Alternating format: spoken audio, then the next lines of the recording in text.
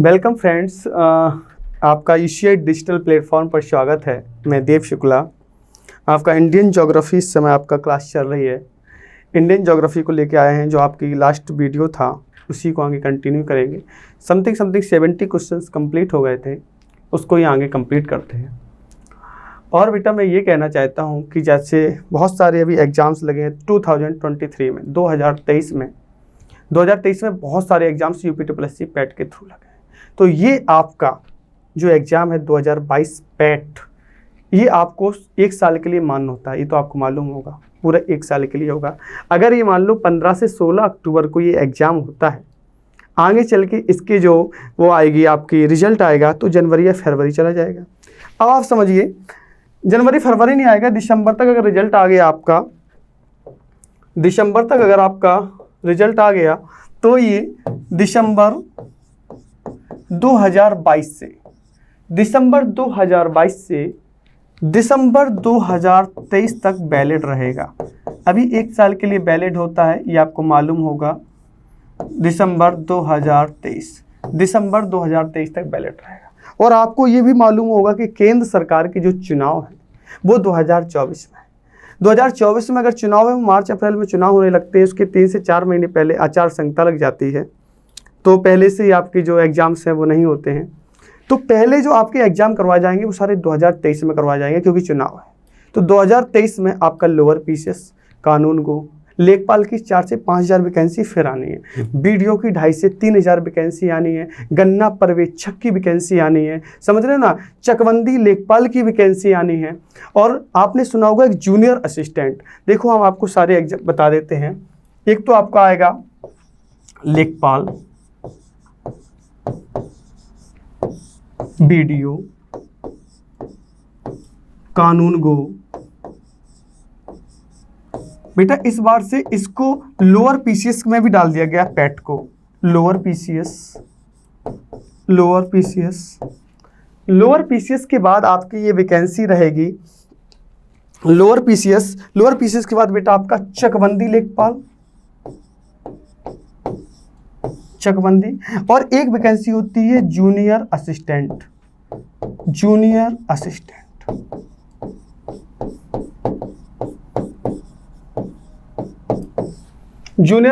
की वैकेंसी है।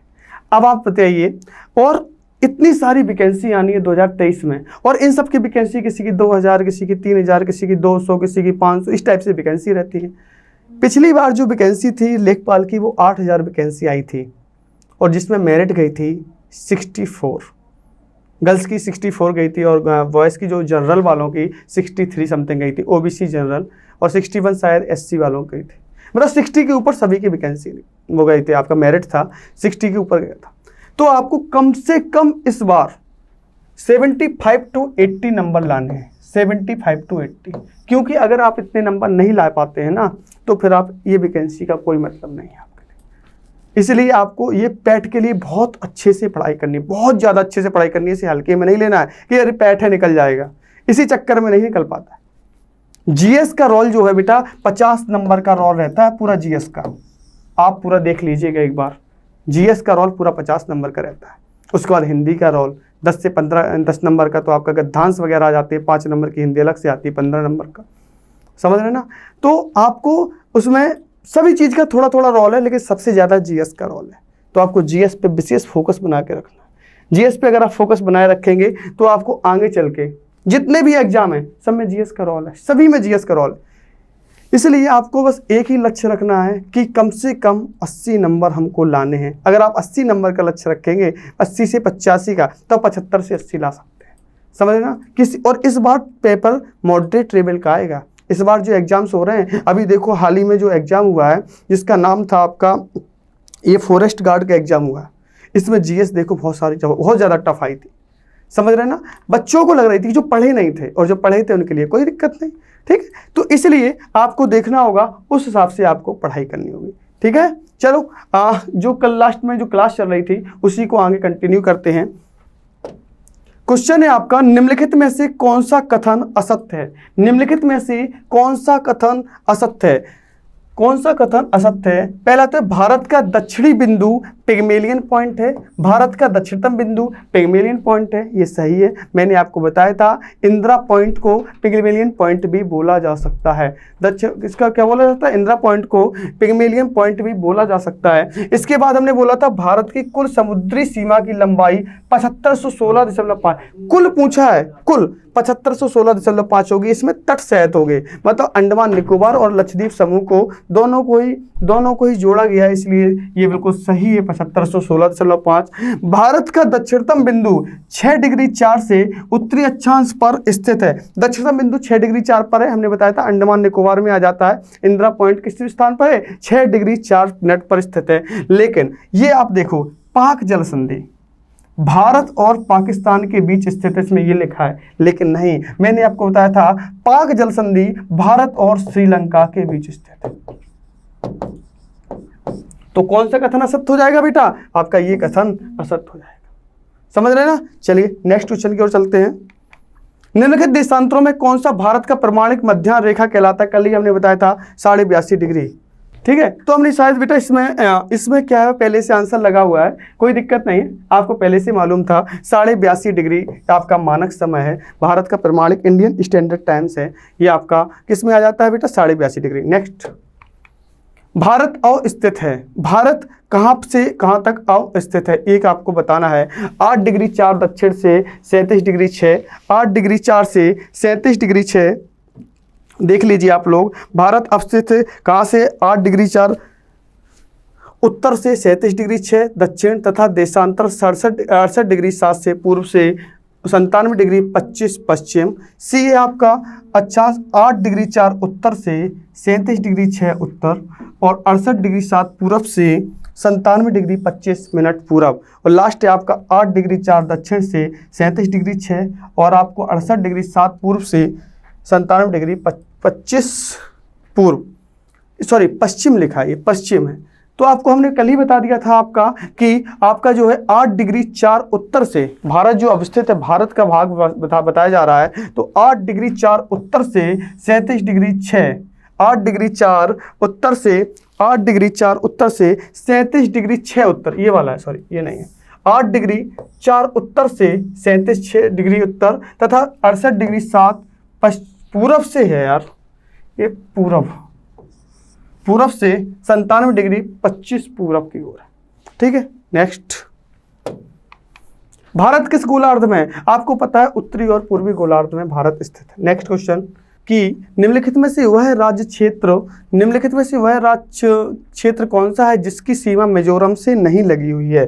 किससे नहीं लगी हुई है? मिजोरम से नहीं लगी हुई है। तो देखो किसकी नहीं लगी हुई है, आपको मैप में देखना पड़ेगा।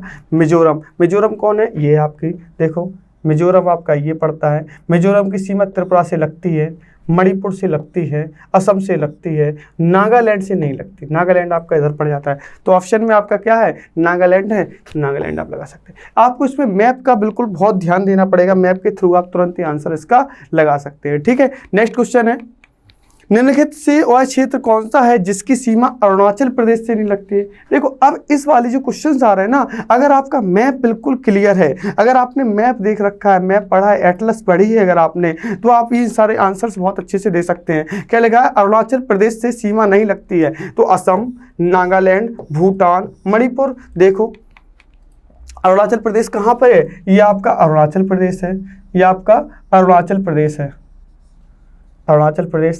तो अरुणाचल प्रदेश की सीमा देखो असम से लग रही है, नागालैंड से लग रही है बेटा आपकी, देखो आपकी भूटान से लग रही है, इसमें भी लग रही है, लेकिन इसकी सीमा आपकी किससे नहीं लग रही है? मणिपुर से इसकी सीमा नहीं लग रही है। तो आप इसमें आंसर क्या दे सकते हैं? इसमें आंसर दे सकते हैं कि मणिपुर से सीमा अरुणाचल प्रदेश की नहीं लगती। ये आपको मैप देखना पड़ेगा, मैप विधिवत आपको पढ़ना पड़ेगा। जब आप उसको देखेंगे अच्छे से, आगे कंटिन्यू करेंगे, बहुत अच्छे से हो जाता है। इसको देखो, अगर आप ये सोच रहे हैं कि हमको कुछ नहीं आता है ना, तो जिसको कुछ नहीं आता है ना, उसकी मेमोरी बहुत जल्दी डाउनलोड होती है, और जिसकी भरी हुई होती है ना, वो ब्लैंक करता रहता है, समझ रहे हैं ना, वो ब्लैंक करेगा, यार क्या पढ़े मैंने, क्या पढ़ लिया था, क्या पढ़, ये कुछ नहीं।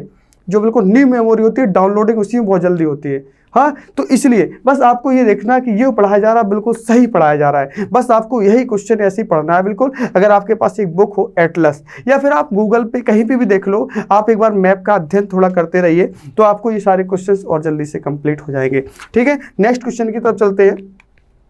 नेक्स्ट क्वेश्चन है, निम्नलिखित में से किस राज्य की सीमा राजस्थान से सटा हुआ नहीं है? राजस्थान से कौन सा राज्य सटा हुआ नहीं है? सटा हुआ मतलब बिल्कुल उससे लगा हुआ नहीं है। देखो राजस्थान कहाँ है आपका? आपका राजस्थान ये है, ये आपका राजस्थान है। राजस्थान की गुजरात से सीमा लगती है, मध्य प्रदेश से भी लगती है, उत्तर प्रदेश से भी लगती है, हरियाणा से भी लगती है और पंजाब से भी लगती है, और इधर आपकी पाकिस्तान से तो सीमा लगती है राजस्थान की। लेकिन राजस्थान की सीमा आपकी किससे नहीं लगती है? महाराष्ट्र से नहीं लगती है। राजस्थान की सीमा किससे नहीं लगती है? महाराष्ट्र। देखो मैप है अगर सामने, तो कितनी जल्दी आपका क्वेश्चन कंप्लीट होता जा रहा है। तो आप देखिए, तो राजस्थान की सीमा क्या लिखा है? राजस्थान की सीमा किससे सटा हुआ नहीं है? तो ये महाराष्ट्र से सटा हुआ नहीं है। नेक्स्ट क्वेश्चन, संघ शासित प्रदेश दादरा और नागर हवेली भारत में निम्न में से किन राज्यों के बीच स्थित है? संघ शासित प्रदेश दादरा और नागर हवेली, दादरा और नागर हवेली, संघ शासित प्रदेश दादरा और नागर हवेली, नागर हवेली निम्न में से किन राज्यों के बीच स्थित है? देख लो, दादरा नागर हवेली कहाँ है? दादरा नागर हवेली, दादरा नागर हवेली आपका ये पड़ रहा, दादरा नागर हवेली, और ये है गुजरात और ये है महाराष्ट्र। गुजरात महाराष्ट्र दिख रहा होगा आपको, गुजरात और महाराष्ट्र। और दादरा नागर हवेली एंड दमन द्वीप की कैपिटल क्या है? दमन। अभी हमने बताया 26 जनवरी 2020 को ये आपका सेव कर दिया गया था, मतलब इन दोनों को मर्ज कर दिया गया था, एक राज्य बना दिया गया था। तो इसको दादरा नागर हवेली और दमन द्वीप के बीच किसके बीच में पड़ता है? तो गुजरात एवं महाराष्ट्र के बीच में पड़ता है। तो इसका आंसर कहाँ है? गुजरात एवं महाराष्ट्र कहीं दिख रहा? ये है आपका गुजरात एवं महाराष्ट्र। नेक्स्ट क्वेश्चन, निम्नलिखित में से कौन सा राज्य पहले नेफा के नाम से जाना जाता था? नेफा के नाम से कौन सा राज्य जाना जाता था? ये आप बता सकते हैं क्या है? नेफा के नाम से कौन सा राज्य जाना जाता था? देखो नेफा, पहली बात तो नेफा का फुल फॉर्म समझो। नेफा, नेफा क्या था? नेफा था नॉर्थ ईस्टर्न फ्रंटियर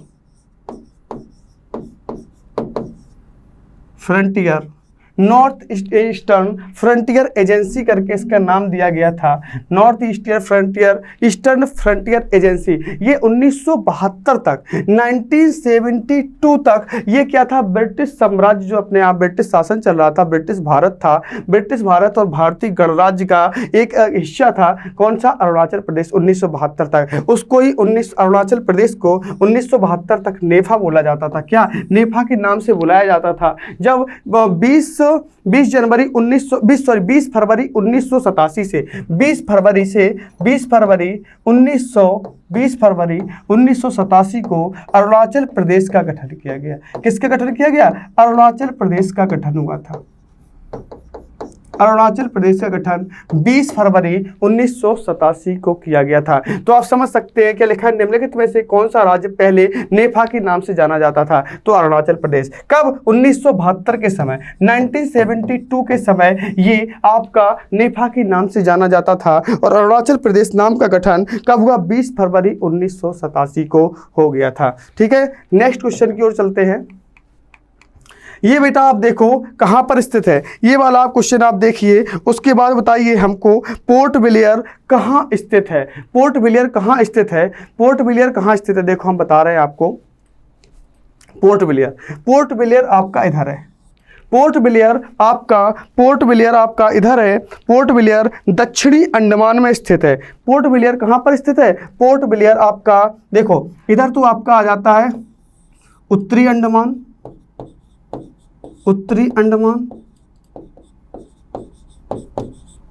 इधर आ जाता है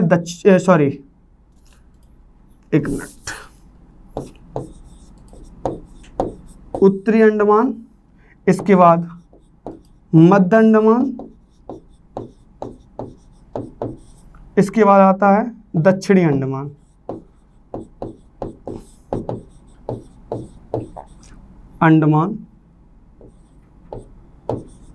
इसके बाद आता है लिटिल अंडमान। लिटिल अंडमान। तो आपसे पूछा क्या क्वेश्चन किया है, पोर्ट ब्लेयर स्थित कहाँ है, तो पोर्ट ब्लेयर देखो ये है और ये कहाँ पर स्थित है, दक्षिणी अंडमान में स्थित है। तो आप बता सकते हैं इसका आंसर कहाँ पर स्थित है, दक्षिणी अंडमान में स्थित है। नेक्स्ट क्वेश्चन है बेटा, निम्नलिखित में से कौन सा युग्म सही नहीं है, कौन सा युग्म सही नहीं है। देखो आपका शहर का नाम दिया गया है और राज्य का नाम दिया गया है, तो आप इससे बता सकते हैं कि कौन सा शहर कहाँ से राज्य में स्थित है, कौन सा शहर कौन से राज्य में स्थित है। तो आपका है देखो मदुरई तमिलनाडु में, हरिद्वार उत्तराखंड में, अलवर राजस्थान में, और लास्ट जो है झांसी, झांसी बेटा ये मध्य प्रदेश में ना पढ़ के ये उत्तर प्रदेश में पड़ता है। कहाँ पर पड़ता है, उत्तर प्रदेश में, और यही आंसर आपका गलत होगा। ठीक है बेटा, आज के लिए हम इतना ही रखते हैं, बाकी जो होगा वो नेक्स्ट क्लास में करवाएंगे आपका। Thank you so much. इसको लाइक करते रहिए, शेयर करते रहिए, ज़्यादा से ज़्यादा शेयर करिए, लोग देखेंगे तो बेटर ही रहेगा। सभी का मतलब पूरा सब लोग बच्चे देंगे उनका भला हो जाएगा थोड़ा, समझ रहे ना। चलिए नमस्कार।